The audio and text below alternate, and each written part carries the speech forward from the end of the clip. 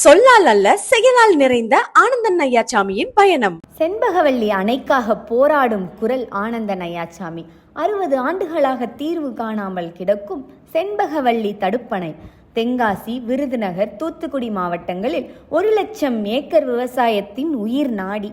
இந்த பிரச்சனையை தீர்க்க வேண்டும் என்று சிவகிரி வட்டம் தென்மலையில் நடந்த விவசாயிகள் போராட்டத்தில் கலந்து கொண்டு தமிழக அரசை வலியுறுத்தினார் ஆனந்தன் ஐயாச்சாமி.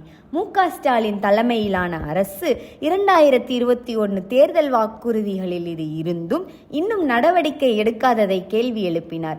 மேலும் மத்திய அரசு உதவியுடன் பினராயி விஜயன் அரசுடன் இணைந்து உடனடி சீரமைப்பு செய்ய வேண்டும் என்று வலியுறுத்தினார். இந்த கோரிக்கையை ஆளுநர் RN ரவி அவர்களிடமும் முன்வைத்து தென்காசிக்கு அரசு பொறியியல் கல்லூரி கோரிக்கையையும் சேர்த்து எடுத்து சென்றார்.